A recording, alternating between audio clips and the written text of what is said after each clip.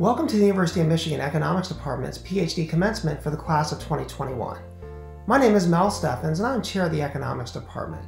I'm extremely honored to be a small part of this event to honor your achievements. Every year, we are immensely fortunate to have such talented students enter into our PhD program. The journey toward earning a PhD is truly unique. While new arrivals to the department join us as students, they are soon transitioning to leading their own classroom discussions and leading research projects. Our graduates will now transition to the next phase of their careers, following the steps of past graduates from our program who have gone on to work in academia, for governments, and in the private sector, not only in the United States, but also in many countries around the world. But before making that next transition, we want to recognize your most recent one, completing your PhD. To our graduates, congratulations on this achievement.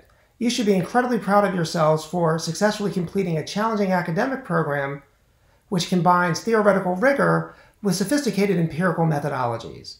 That you've been able to finish your degree during these challenging times is quite remarkable. We are excited to see you tackle the many challenges that the world faces, equipped with the tools that you possess as economists.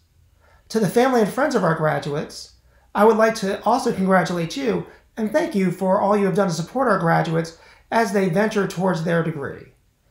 Graduates, please be sure to take a moment to thank the family members and friends who have supported you along the way. Next, it is my pleasure to introduce Professor Chris House, who is our Director of Graduate Studies, where he's done a fantastic job with our PhD program.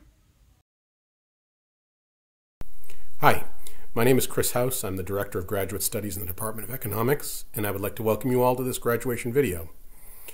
This has been a really challenging year for everyone at the University of Michigan, including the graduate students, the faculty, the staff who have worked tirelessly under extremely difficult conditions, but it's been particularly difficult for our graduating PhD students who have not only had to navigate the usual challenges of finishing a doctoral thesis and going on the job market, but have had to do all of this during the coronavirus pandemic.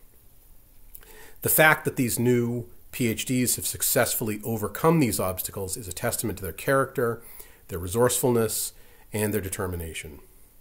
The purpose of this video is to recognize the hard work, creativity, and dedication that's reflected in the doctoral degrees earned by our graduates, and also to learn something about the research they've been doing. Finally, in addition to serving as DGS, I have taught all of these students during the first-year PhD courses. So I've seen all of them when they were just starting, and it's truly inspiring to see them again now that they've made it to this incredible stage in their careers. Congratulations to you all.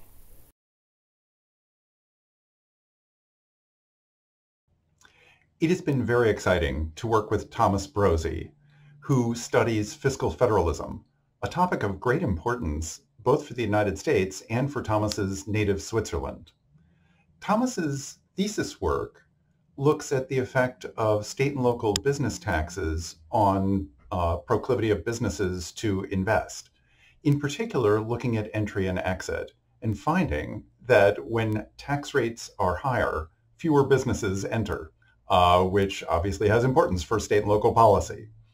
Thomas has a paper looking at the effect of robotization on tax collections. The results, as you might expect, are ominous. A greater penetration of robots leads to less employment and reduced tax revenues. So after you watch this video, please go home and smash your computer in all of our interest.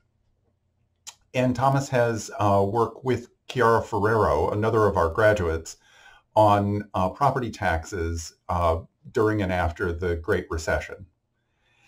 After graduating, Thomas is off to the Tax Policy Center at the Urban Institute, where we are confident he will solve all of the nation's tax problems. Thomas, thank you in advance for whatever help you can offer.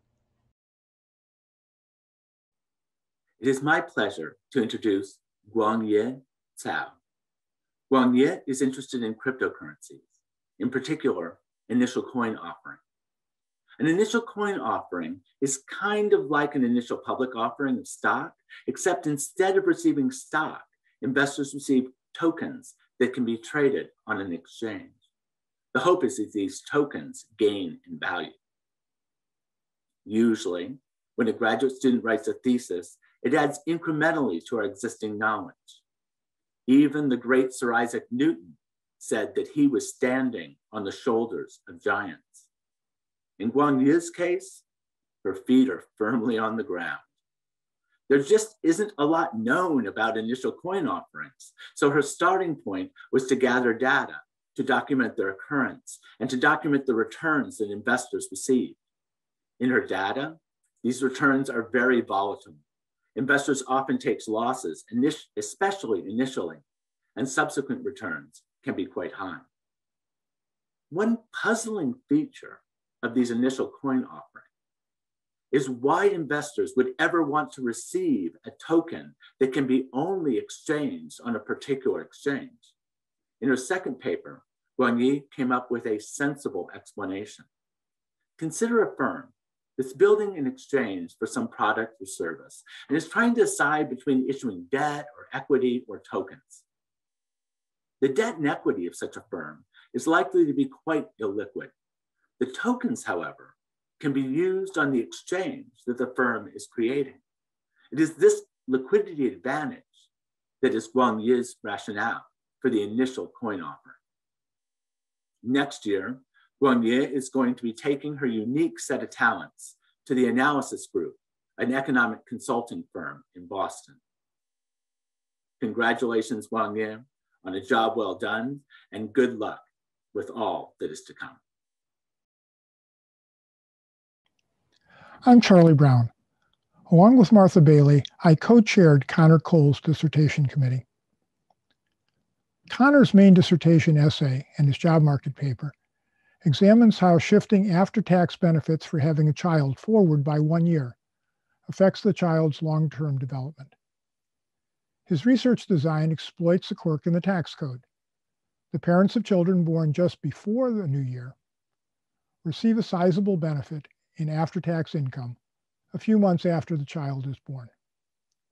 However, for children born just after the new year, the parents first receive the tax benefit of having the child almost a year later.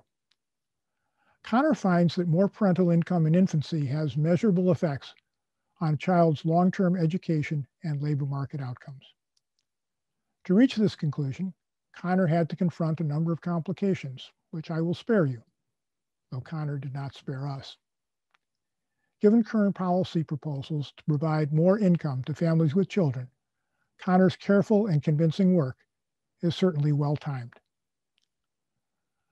Connor has also worked with Martha Bailey on linking historical records, work that has already yielded 2 published papers. I know that Martha is very impressed by Connor's contribution to those papers and to the broader project. We've also enjoyed his many comments and thoughtful observations in classes and more recently in seminars. You might guess that if Connor's job market paper is as good as I've been saying, it would attract attention of researchers at, say, the Office of Tax Analysis in the Treasury Department. Well, it is, and it did, and I'm happy to report that Connor will be starting a new job there soon. I smile every time I think about the wealth of data that Connor will have access to and the imagination and analytic skills he will bring to projects there. I'm Justin Wolfers, and on behalf of the entire thesis committee, which also includes Professors Joel Slemrod and Ash Craig and philosophy professor Elizabeth Anderson, I want to congratulate George Fenton on becoming, well, a doctor of philosophy. He got here by virtue of an imaginatively titled dissertation entitled Essays on Public Finance and Labor Economics. I think he could have sexed up that title a little bit more, because I would have called it a delightful romp through the big picture questions in social science. He takes on the big questions about political polarization, about the role of the media, about the sources of political preferences. It's a romp through economics and political science and sociology with a significant detour through philosophy. These are the big picture questions of our time, and they benefit from George having applied the economic toolkit to them. So congratulations, George. It was an amazing year Obviously, it was the year of the pandemic. That's a year of both challenges. Look, mate, you made it. Congratulations. And opportunity, because the world has never needed economists of your caliber or with this finely honed toolkit more than it does right now. And your entire dissertation committee is immensely proud to hear that you're beginning your career at the Center on Budget and Policy Priorities, and you're already using that incredibly powerful toolkit to make a difference right now in the design of government policies. So, Dr. Fenton, congratulations, and we look forward to tracking your career as you continue to make an impact. It has been such a pleasure to work with Chiara Ferrero, who is a joint student in economics and the Ford School. Chiara does exciting work in public finance and political economy. Her thesis work was some of it on how state governors allocate federal grant money to districts. It turns out they do so in a strategic manner in order to get themselves reelected. Something we always suspected was true, and now there's evidence. Chiara has other work on grants and federal grants to states, and also work with Thomas Brose, another of our graduates, on property taxes during the Great Recession. It's fascinating work. It involves economics and politics. It's rigorously done and really contributes to our understanding. Chiara, after graduating, is off to the IMF. And if Mario Draghi's career is any guide, I think that means that ultimately she'll wind up prime minister. In the meantime, I'm sure she will make major contributions to the Italian economy, the European economy, and indeed the world economy. Looking forward to great things, Chiara. My name is Mike Mueller-Smith, and it's my pleasure to introduce Matthew Gross for the University of Michigan Department of Economics graduation video. Matt and I have worked together for a number of years through my research lab, and it's been a pleasure to see his dissertation work mature over the last few years. Matt's job market paper, The Long-Term Impacts of Rent Control on Renters, is an ambitious project tracing out the long-term effects of rent stabilization policies on children in the United States. This is undoubtedly an important question. Rent control is a public policy measure that impacts cities across the United States. And previous research has documented evidence on how these measures negatively impact local area investment and development. Much less is known, however, about the individuals and families who may directly benefit from these policies.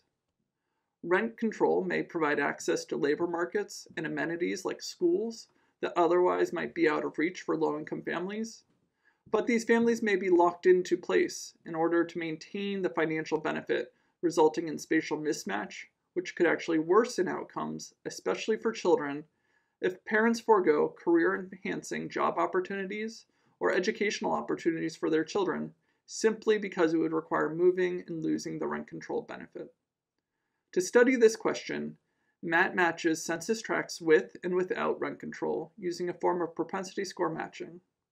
While overall, Matt finds null impacts on the long-run socioeconomic outcomes of children in his analysis, when limiting to tracts with a larger share of renters, he finds suggestive evidence that rent control does in fact facilitate better employment outcomes for children. I'm excited to see how this research continues to develop and what new adventures Matt takes on after graduation. Congratulations. It's a pleasure for me to say a few words about LP. I've known LP since he came to Michigan as a student and has seen him develop as a scholar. He is ambitious, creative, and serious about his work, all characteristics which bode well for his future as a scholar. In his thesis, LP takes on an important issue. How might employers develop discriminatory beliefs about a group, even if they don't start with discriminatory beliefs?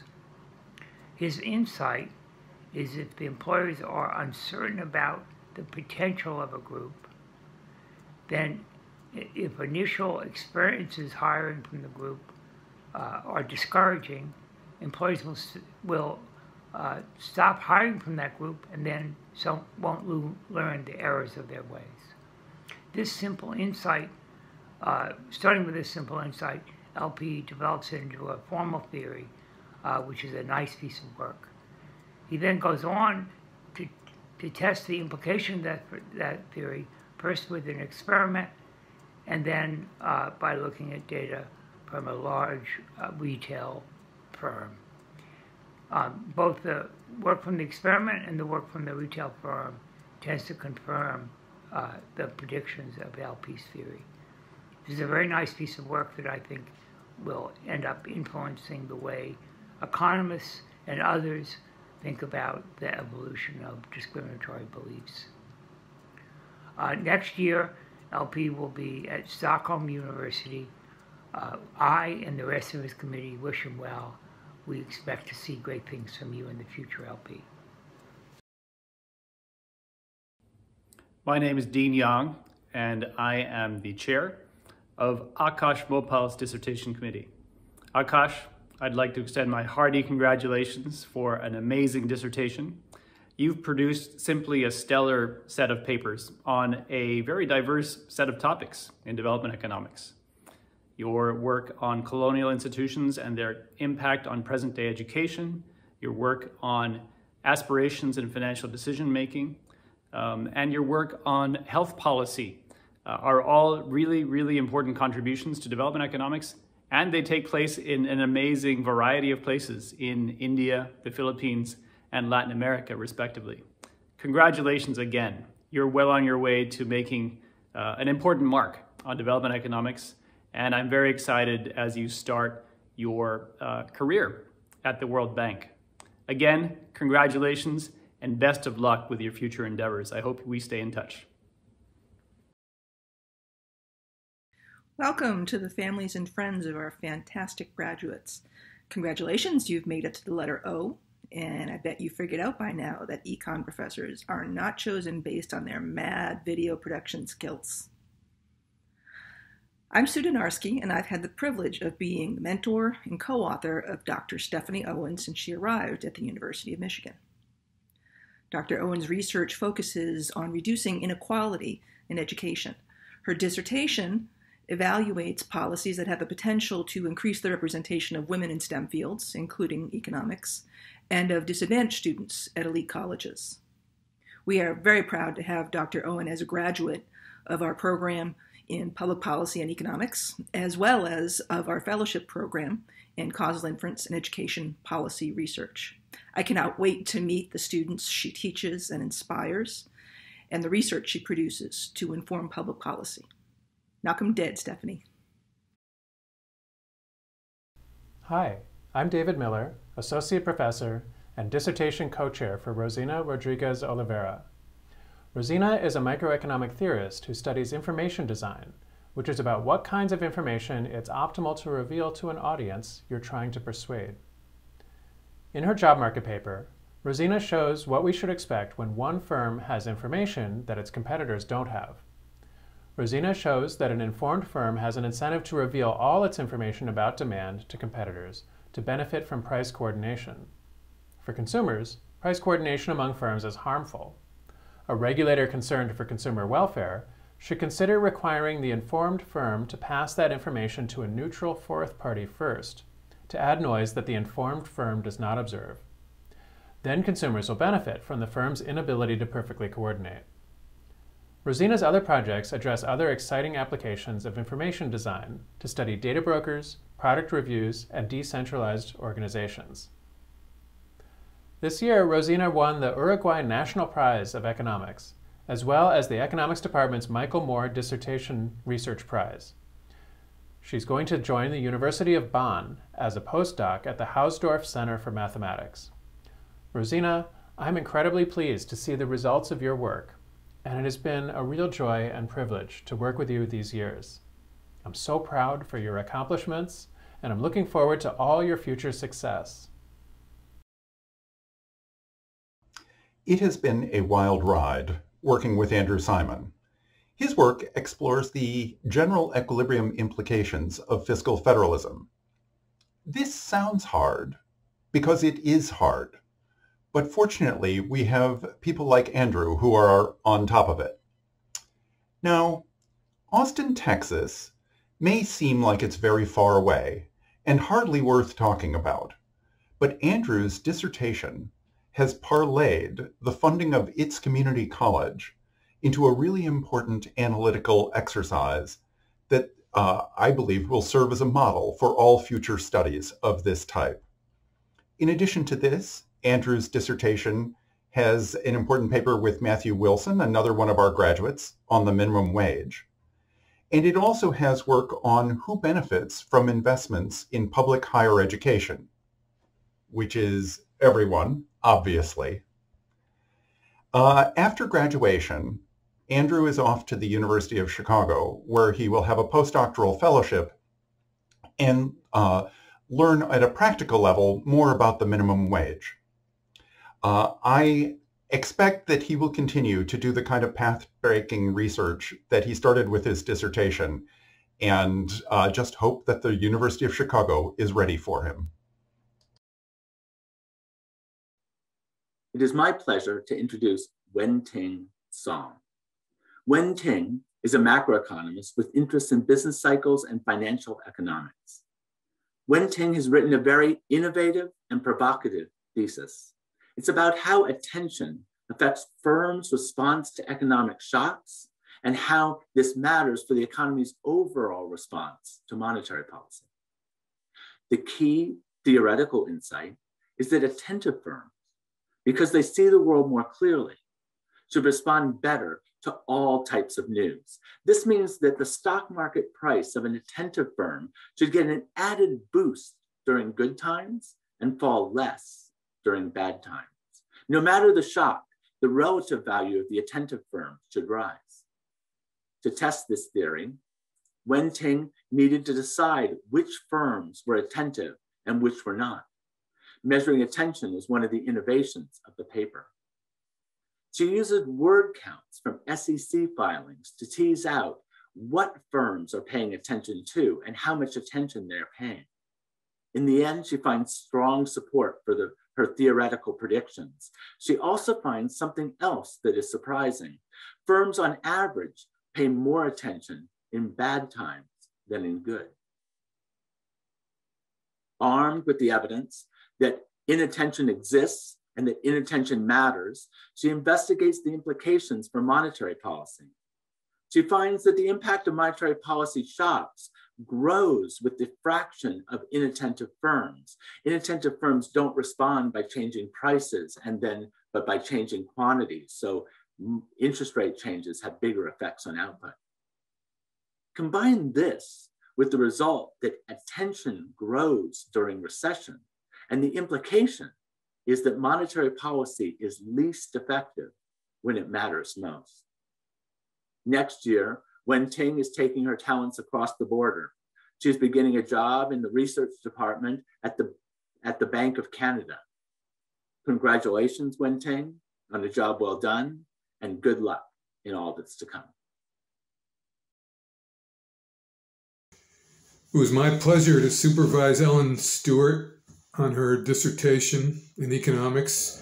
The subject of her job market paper was tax-preferred retirement accounts, such as IRAs, and in particular, she studied the impact of the penalty for withdrawing your money too early and the penalty for not withdrawing it soon enough. She does two things. One, she looks at data to see if these penalties affected the timing of when people withdraw.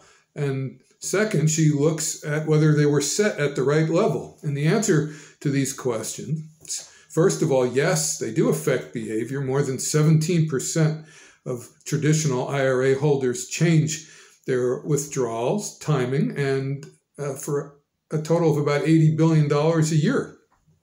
And the answer to the second question is no, they're not set at the appropriate level. Moving back either penalty would probably make people better off. Well, Ellen was a pleasure to work with. She was eager to learn new things. She was very gracious about accepting constructive criticism. I know her work habits especially well because we worked together on a different project about the impact of when the IRS deems a debt account to be uncollectible. And I learned that, among other things, Ellen is the is tied for the most organized person I've ever met. I think she has spreadsheets for her spreadsheets. She, not surprisingly, had many offers from the private and public sector. She's going to do great, be a great success as an economist. And good luck for the rest of your career. Travis Triggs told me that he was interested in antitrust economics when we first met at the end of his first year at Michigan. He has indeed been working on antitrust topics ever since. For example, his job market paper studies the welfare effect of store brands. Specifically, the paper addresses two research questions. What is the welfare effect of retailers producing and selling store brand goods alongside national brands? How does the effect vary with market concentration? Focusing on yogurt sector, he finds that the store brand increases consumer surplus, retailer surplus, but decreases manufacturer surplus. In other words, store brands transfer surplus from manufacturers to retailers and consumers. Travis also finds that the entry of store brands mitigates the negative welfare effect of an upstream consolidation. I mentioned that Travis knew his research interest in antitrust from his first year, has been working tenaciously on antitrust topics during his whole PhD time. Guess where he's going after graduation? The Federal Trade Commission. Here I quote from Expedia. The Federal Trade Commission is an independent agency of the United States government whose principal mission is the enforcement of civil U.S. antitrust law and the promotion of consumer protection. I'm absolutely positive that Travis would be a great addition to FTC. Travis, good luck.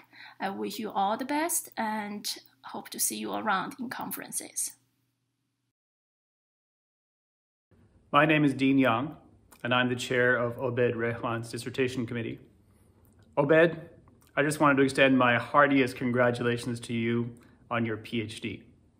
You produced a really stellar dissertation on 3 different topics that are quite diverse within development economics. Your work on spousal communication within transnational migrant households from the Philippines, your work on tax compliance in Pakistan, and your work on international student migration to the US are all really, really important contributions to topics in the economics of migration and in development economics. You're starting off your tenure track at Ryerson University with a very, very exciting research agenda. And I very much look forward to staying in touch and seeing how your research continues to contribute to the economics of migration and development economics. Again, my heartiest congratulations, Obed, and best of luck with everything. Congratulations to Xuan Wang for finishing his PhD in economics. I was lucky enough to be his dissertation advisor. Xuan's job market paper was about the impact of a series of subsidies for small cars in China. And he asked 2 questions. How did these subsidies affect the sales of cars? And what was the environmental impact of these subsidies for small cars? For the first question, he found, yes, indeed, they did matter, that small cars purchases went up by about 3%, and by about the same percent did substitute cars, intermediate-sized cars, go down. On the environmental impact, surprisingly, given that this was a subsidy for more environmentally friendly small cars, the environmental impact was negative. The net increase in carbon emissions, he found, could impose a social cost valued as much as $20 million. Fascinating work, which I think will influence subsidy policy for vehicles in the future. Xuan is an extremely hard worker. He's very creative, always coming up with new ideas, interesting projects, and he has the talents to carry these projects out. Xuan will be starting in the fall at Peking University, one of the top universities in China, and I expect he will be a major player in public finance in China in the years to come. So congratulations, Xuan, and best of luck in the future. Thank you for the opportunity to speak at this year's commencement event for the doctoral students in economics. My name is Linda Tizar, and I've had the privilege to work with Matt Wilson as his advisor and fellow researcher. Matt works in the intersection between macroeconomics and public finance. In particular, he's interested in the way that policies set at the national level, such as monetary policy, for example, or setting the minimum wage at the national level, affect state and local governments. His job market paper, for example, shows that changes in monetary policy, which set the nominal interest rate, affect the cost of finance for state and local governments. In turn, this affects how much some jurisdictions can spend, as well as what goods they spend on. In more recent work, Matt has been working on a project to understand how the COVID outbreak has affected bond yields across states. Matt will start in a position at the Congressional Budget Office this summer. I think this is a great place for Matt to embark on what I am sure will be a very successful career, and it's a great match for his skills and interests. It's been a real pleasure to work with Matt, and I wish to extend my congratulations to him and to his family, who I know have supported Matt as he's worked to complete his PhD. And congratulations to all of our graduates. This has been a challenging year, and on behalf of the faculty, I think I can say that we are very proud of your accomplishments, especially during these very challenging circumstances. It is a pleasure for me to say a few words about Bartek Woda. Bartek has been spending the last few years as a researcher at the University of Chicago, and it's through his own perseverance that he's ended up turning in a first-rate dissertation. This dissertation is on, includes 3 essays on international immigration, 3 distinct contributions to the literature. In his first, he focuses on temporary migration into the UK, and finds that exchange rate shocks, where there's a depreciation of home country currency, induces temporary immigrants to work less, suggesting a kind of targeted income type of behavior. It's a very nice piece of work, and focusing on a group of immigrants that I think has probably received too little attention, temporary migrants. The other chapters make separate contributions. This is a very nice piece of work, Bartek, and I know I and your committee wish you well as you continue to work at the University of Chicago. All the best.